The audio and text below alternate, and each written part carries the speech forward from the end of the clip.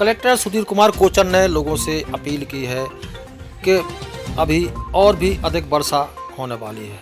इसके चलते नदियों तालाबों का जल स्तर बढ़ जाएगा। इसके साथ ही नदी तालाब के किनारे जल स्तर बढ़ने से खतरा हो सकता है। साथ ही बहुत सी नदियों में मगरमच्छ भी आ चुके हैं।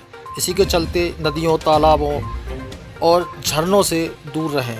पिकनिक स्पॉटों पर ना जाएं, क्योंकि नदियों का जल स्तर बढ़ सकता है और अपनी जान को खतरा भी हो सकता है।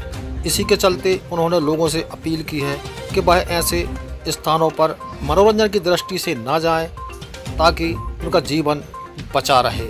इस संबंध में उन्होंने जानकारी देते हुए बताया।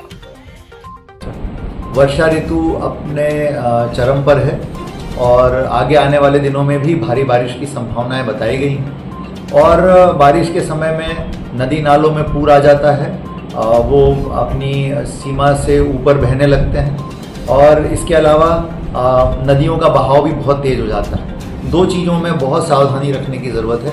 एक तो ऐसे समय में जो लोग नदियों के अंदर अति उत्साह में नहाने के लिए जाते हैं या अन्य किसी कामों से जाते हैं, कृपया ऐसे समय में नदी में नहाने आदि के लिए या किसी प्रकार के जिसको बोलते हैं जश्न या मनोरंजन के लिए बिल्कुल जाना अवॉइड करें। ये बहुत ही खतरनाक हो सकता है। प्रदेश में, ज़िले में कई बार ऐसी स्थिति आती है कि इस कारण से लोगों को अपनी जान से हाथ धोना पड़ता है। तो कृपया नदियों, तालाबों और ऐसे नहरों, ऐसे जल स्रोतों के आसपास नहाने, कपड़े धोने, इस तरह के कामों के लिए बिल्कुल ना जाएं और अपने आप को सुरक्षित रखें। इसी प्रकार कई नदियों में, ज़िले में मगरमच्छ जो है बड़ी मात्रा में दिखाई दिए हैं। आज भी कोबरा नदी में एक मगरमच्छ दिखाई दिया था।